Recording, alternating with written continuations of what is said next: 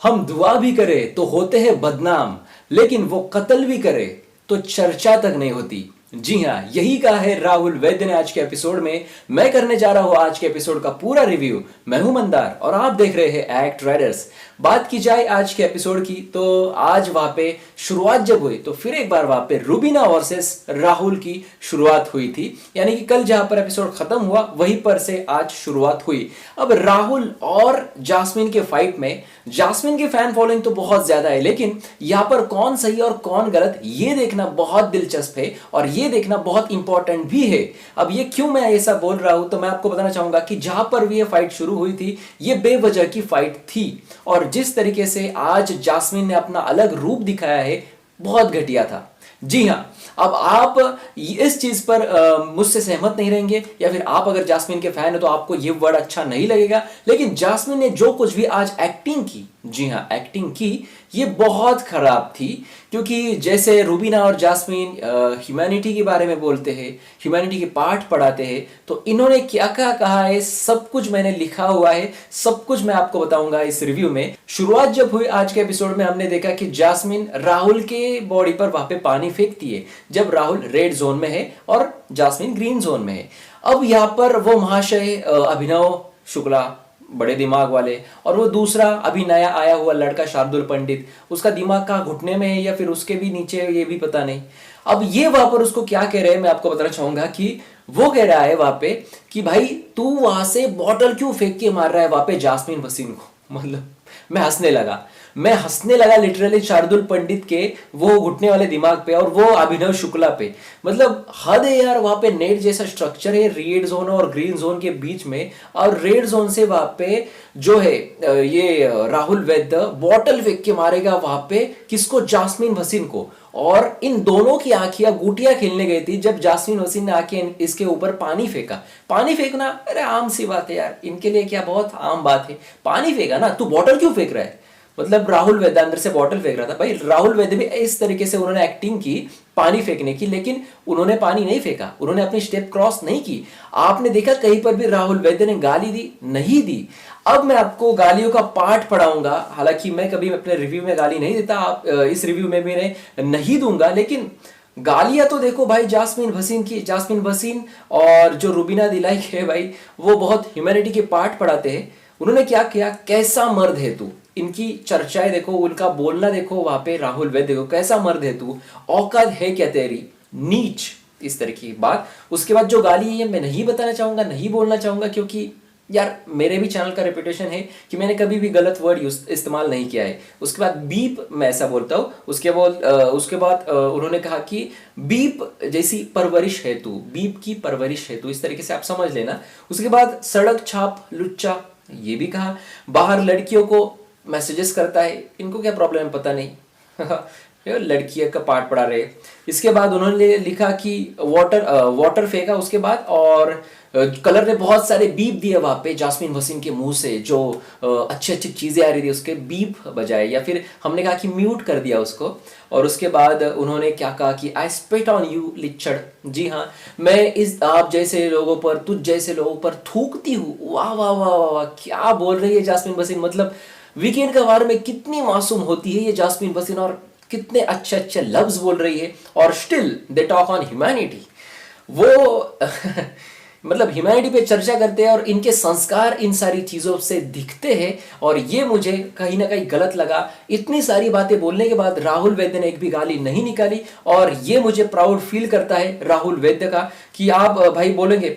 Start के मैंने कुछ रिव्यू किए थे, उसमें मैंने कहा था कि राहुल वैद्य गलत जा रहा है, लेकिन अब जो है अब मैं पूरी तरीके से राहुल वैद्य के साइड में गया हूं, क्योंकि जैसे कि रश्मि देसाई की जैसे जगह पकड़ी है वहां पे जास्मिन वसीम ने, उन्होंने चाय पी की थी, ये पानी फेंकने आई है। मतलब पूरा सीजन पीछे का देखा हुआ है, लेकिन फिर से आप विलन बन रहे हो। जी हाँ, आप कहीं पर भी वहां पे हीरो दिखाई नहीं दे रही हो। अब बात की जाए तो मैं एक और वहां पे पलटू चीज बताना चाहूंगा जास्मिन वसीम की। जास्मिन वसीम को हर कोई वहां पे जो है सपोर्ट कर रहा था, लेकिन इजाज खान इनके पास जाते हैं और इजाज खान इनको समझाने लगते हैं कि देखो जास्मिन वसीम, आप जो कह रहे हैं कि राहुल वैद्य ने धमकी दी, कौन सी धमकी थी भाई, ये सीधे वहां पे बोल दिया था जास्मिन को, यार आपको लग जाएगी, मैं खींच रहा हूं, आपको लग जाएगी, ये धमकी है। प्लीज छोड़ दो, ये धमकी है, प्लीज बोलते धमकी में, प्लीज छोड़ दो, कौन सा टोन था, आप देखो बार बार जाके उस सीन को देखो। और फिर उन्होंने अपनी स्ट्रेंथ लगाई, अपनी ताकत लगाई और जास्मिन वहां पे साइकिल से नीचे आ गई, उस गाड़ी से नीचे आ गई। अब ये भाई बिग बॉस ने गेम ही ऐसा दिया था कि भाई आप ऊपर से नीचे आओगे यानी साइकिल से नीचे आओगे तो आप गेम से आउट होते हो। तो फिर बिग बॉस को भी पता था कि यहां पर खींचातानी होगी और इसके बाद वहां पर जो है जो कंटेस्टेंट है वो अपना वहां पर बैलेंस खोकर उससे नीचे आएगा। तो उसी तरीके से वहां पर हुआ। अब इससे मुझे चोट लग जाती तो मैं वहां पे गिर जाती तो ये होता तो वो होता तो भाई आप टास्क क्यों खेलती हो? मतलब जास्मिन भसीन आप क्यों खेलती हो आप टास्क? अगर आपको आपके हिसाब से टास्क खेलने हैं तो आप टास्क मत खेलो। कोई खींचातानी नहीं करेगा, कोई कुछ बोलेगा भी नहीं, फिर करेगा क्या? मतलब आपको देख के बैठेगा अरे बहुत मासूम है जास्मिन भसीन, अब ये रोएगी, फिर इसके बाद इसको अच्छा लगेगा तो ये छोड़ेगी बैग, नहीं तो नहीं छोड़ेगी। आप रो रही हो जास्मिन भसीन, क्या हुआ आपको? नहीं नहीं कुछ नहीं, मैं रो नहीं रही हूं, मैं गालियां दे रही हूं। इस तरीके की है जास्मिन भसीन। मुझे बहुत बिल्कुल गुस्सा आ रहा है इनको। इससे पहले मैं इनको लाइक करता था, लेकिन दिन ब दिन जिस तरीके से वो घटिया चीजें कर रही है घर में, पलटू चीजें कर रही है। पलटू चीज मैंने अभी तक तो आपको बता ही नहीं। अरे रुको, पलटू चीज मैं आपको बताऊं। इजाज खान इनके पास गए कि और बोला कि कैसे किस तरीके से यहाँ पे समझाना चाहिए था राहुल वैद्य ने। यहाँ पर वो बोली कि धमकी दी मुझे, धमकी अच्छे वे में अगर बताता तो फिर अच्छा होता जास्मिन भसीन की बात। तो इजाज खान ने सेम चीज बोली कि मैं भी अगर आपके पास आता और बोलता कि देखो जास्मिन भसीन आपको ये लग जाएगी, आप छोड़ दो, तो क्या आपने छोड़ दी थी? अरे आपकी बात ना अलग है, आपका इंटेंशन मुझे पता है इजाज, मैं आपको पहले से जानती हूँ इजाज। अब ये पलटू क्यों बोल रहा बता? एक बार आपने वीकेंड का बार में देखा है, यहां तक आ गए थे मेरे, यहां तक, और मुझे बोला था और ये इंटीमेट करने की कोशिश कर रहे थे मैं अच्छी तरीके से जानती हूँ इजाज को। ओके, अच्छी तरीके से जानती हूँ इस जैसे लोगों को। इजाज पर वहां पर आरोप किए थे बड़े बड़े और अभी पलट रही है और बोल रही कि इजाज मैं आपको जानती हूं लेकिन राहुल वैद्य पर मेरा विश्वास नहीं है और उन्होंने किस वे में बोला मुझे पता है मैं कितनी सही हूं। इसको बोलते हैं ना पलटना, इसको बोलते हैं ना पलटू। मतलब जैसे राहुल वैद्य अंदर से बोल रहे थे कि ये जो है ये बड़ी एक्ट्रेस है, एक्टिंग करो, रो जाओ आप, सिंपैथी गेन करो लोगों से, लेकिन मैं अड़ा रहूंगा मेरे पॉइंट पे। राहुल वैद्य की ये बात ना मुझे सबसे अच्छी लगती है कि भाई वो अपने पॉइंट से हटता नहीं, चाहे पूरा घर भी क्यों अपोज में ना हो, अपने पॉइंट से नहीं हटता है और इतना ज्यादा सहरा है वो बंदा उस घर में। मुझे प्राउड फील होता है राहुल वैद्य पर। अब इतना कुछ होने के बाद वहां पे नैना सिंह उनके पास जाती है जास्मिन भसीन के पास और बहुत अच्छी तरीके से समझाती है कि सेम वहां पे इंसिडेंस था, यानी कि सेम इंसिडेंस वहां पे हुआ जो राहुल वैद्य ने इनको कहा कि प्लीज वहां पे आप जो है छोड़ दो, आपको लगेगी। तो इस तरीके से बैलेंस होके वो नीचे गिर गई। तो इस तरीके की अगर चीज हुई तो क्या इसमें कोई गलत है? तो आप जो है, आप जास्मिन भसीन आप अपनी तरीके से गेम मत चलाओ, आपके तरीके से कोई नहीं खेलेगा, फिर आप गेम ही मत खेलो। इस तरीके से बहुत अच्छी तरीके से नैना ने उनको समझाया और ये मुझे बहुत अच्छा लगा। लेकिन ये लड़की तो समझने वाली है नहीं, ये कर रही है वहां पे एक्टिंग। इसको चाहिए फुटेज, और फुटेज कौन सा चाहिए इनको? रोने वाला फुटेज चाहिए। रोने के बाद क्या होगा? लोगों की सिंपैथी मिलेगी। चलिए बात करते हैं अगले पॉइंट पे। ज्यादा कुछ बोलना नहीं चाहता, जैसे एक बार मैं बोलने लगता हूँ जान शानू, तो पिछला मैंने रिव्यू नहीं किया, मेरे मतलब अटैक से वो बच गया, लेकिन जास्मिन भसीन यार मेरे से अटैक से नहीं बचेगी, क्योंकि जास्मिन भसीन बहुत खराब कर रही है। और संस्कार की बातें अगर की जाए तो जास्मिन भसीन जिस तरीके से मुंह से वो जो लफ्ज निकाल रही है, वो लफ्ज इनको वहां पे शोभा नहीं देते, इनके मुखड़े को। जितनी मासूम ये दिखती है उतनी मासूम वो है नहीं। इस तरीके की है जास्मिन भसीन। बात की जाए अगले पॉइंट की, तो यहां पर जो है राहुल वैद्य रोते हुए दिखे। फर्स्ट टाइम इनका इमोशनल साइड दिखा, बहुत कम। मतलब वहां पे निक्की को समझ में आया कि यार ये यहाँ पे इमोशनल हो रहा है, तो वहां पे वो निक्की उनके पास गई। निक्की को और इनका रिश्ता जो है राहुल का, ये मुझे बहुत अच्छा लगता है, नॉट निक्की और जान चानू, क्योंकि यार इन दोनों में जो है निक्की और इनमें कि ये लड़ते भी है, झगड़ते भी, इनमें प्यार भी है, दोस्ती भी है, हर चीज इनके वहां पर घर में दिखाई देती है। तो ये जोड़ी बहुत आगे जा सकती है इस घर में। अब राहुल वैद्य ने वहां पे एक चीज कही कि झट से उन्होंने अपने आंसू जो है वो पोंछे और इमोशन से बाहर आ गए और कहा कि नहीं, मुझे इमोशनल नहीं होना है, क्योंकि मेरी इस चीज का वो लोग है फायदा उठा सकते हैं और मैं उन जैसा नहीं हूं। अगर मैं उन जैसा होता तो मैं वहां पे जाता, सॉरी वगैरह बोलता, लेकिन नहीं, मैं उन जैसा नहीं हूं। ये बात भी मुझे बहुत अच्छी लगी। आपको क्या अच्छा लगा राहुल वैद्य और जास्मीन भसीन के बारे में हमारे कमेंट सेक्शन में जरूर लिख देना। अब सीधे आते हैं वहां पे कैप्टनसी टास्क पे। कैप्टनसी टास्क में अगर बात की जाए तो इजाज खान इन रेड जोन वाले कंटेस्टेंट को बोलते हैं कि देखो मुझे कैप्टन करो और मैं आप में से सबसे पहले मेरी प्रायोरिटी रहेंगी अगर बचाना चाहूं तो दो लड़की यानी पवित्रा और इजाज। पवित्रा और इजाज खान जो है इनके बीच थोड़ा सा मुझे लव एंगल भी आज थोड़ा सा बनता हुआ दिखाई दिया, जहां पर बहुत प्यार से कुछ बनाया उन्होंने और इजाज को खिलाया वहां पे, यानी कि प्लेट में उनको दिया। इस तरीके की चीज वहां पे की पवित्रा ने। तो इजाज साफ साफ कहते हैं कि मेरी फर्स्ट प्रायोरिटी रहेगी वहां पे पवित्रा पुनिया और निक्की तंबोली। लेकिन यहां पे जान शानू वहां पे भड़क उठते, भाई मैं क्यों नहीं, मुझे बोलो, मुझे वहां पे सेव करो, मुझे जरूरत है। निकी तंबोली को जरूरत नहीं, लोगों का बहुत सपोर्ट है, लेकिन मुझे सपोर्ट नहीं है। जान शानू एक इस तरीके का गधा है कि जान शानू सिर्फ दूसरे लोगों पे वहां पे ऐसा बोल रहा है कि सरवाइव कर रहा है। भाई तुझे जरूरत क्या है? अब इसकी एक और मैं बात बताना चाहूंगा जो मुझे बहुत खराब लगी। पहले इजाज के पास जाता है, ये तो बोलता है कि इजाज अगर मेरे को नहीं बचा रहा शार्ट में तो मैं इसका बैग लूंगा। ठीक है, बच्चे ने बैग नहीं लिया उसका, लेकिन उसकी जो बोलने की स्ट्रेटेजी वो देखो। इजाज के पास गया, इजाज को बोला कि आप मुझे बचाओगे तो आपकी बैग में ले लूंगा। तो वहां पे जो है इजाज बोला कि देख मैंने बैग को पकड़ा भी नहीं है, मेरे बैग अगर तुझे चाहिए तू लेके जा वहां पे, लेकिन मुझे जो करना है वही मैं करूंगा। यहाँ के सारे मार्ग, सारे रास्ते इनके बंद हो गए। जी हाँ, फिर वहां से गए वहां पे रुबीना के पास, फिर गए अभिनव के पास, फिर गए कविता के पास। हर किसी को एक ही क्वेश्चन, मैं आपको कैप्टन बना दूंगा, आपकी बैग में नहीं लूंगा, लेकिन आप क्या मुझे बचाओगे? भाई इस तरीके से आप क्यों भीख मांग रहे हो? आपको अगर कुछ अच्छे से करना है, ढंग से करना है तो टास्क ढंग का करो। ये कंटेस्टेंट आपको नहीं बचाने वाले, आपको खुद को कुछ करना होगा और ऑडियंस फिर आपको जज करके ऑडियंस बचाएगी। क्योंकि आप जब नॉमिनेशन में जाएंगे तो ये लोग आपको, घर वाले आपको सपोर्ट नहीं करेंगे, आपको ऑडियंस सपोर्ट करेगी। तो ऑडियंस के लिए कुछ करने की कोशिश करो। वहां पर जाके इसके पास भीख मांग रहे हो कि यार मुझे बचाओ, मुझे रेड जोन से निकालो, उसके पास जा रहे हो मुझे रेड जोन से निकालो। अरे क्या चल रहा है ना? इतना बिग बॉस तेरे को बचा रहा है ना, पता है तुझे क्यों तू जाने वाला था लेकिन नहीं गया, पता है बिग बॉस तुझे कहां तक लेके जाने वाला है, सब डील वहां पे हो चुकी है, तो फिर क्यों क्यों जान शानू गधे क्यों?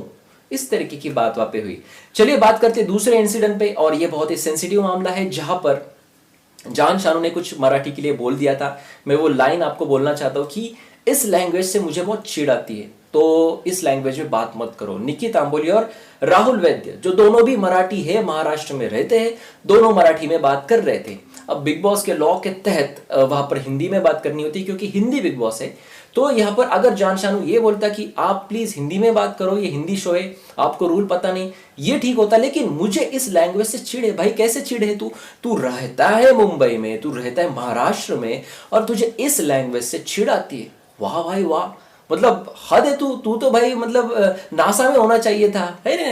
यहाँ पे क्या कर रहा है तू? वहां पे नासा में जा, वहां पे चांद पे जाके रहे, तेरे को अलग ही लैंग्वेज मिलेगी तेरी। हाँ, मतलब हद कर गया ये। और इसके बाद हंगामा हुआ बाहर, और बाहर बहुत सारे पार्टियों ने वहां पे इसका निषेध किया और उनको बोला कि माफी मांगनी चाहिए 24 घंटे में। और आज का वो फुटेज था जहां पर कन्फेशन रूम में बिग बॉस ने स्ट्रिक्टली इनको डांटा और स्ट्रिक्टली इनको कहा कि आपने एक जाति का अपमान किया है और उनके भाषा पे आपने गलत चीजें वहां पे बोली है, तो आप वहां पे माफी मांगो। इसने माफी मांगी। इसके अलावा बिग बॉस को भी कोई चारा नहीं था और इनको भी कोई चारा नहीं था। जहां पे गलत है तो गलत है ना भाई। आप किसी भी लैंग्वेज, मैं तो ये कहता हूं किसी भी लैंग्वेज को आप इस तरीके से गलत ना बोले।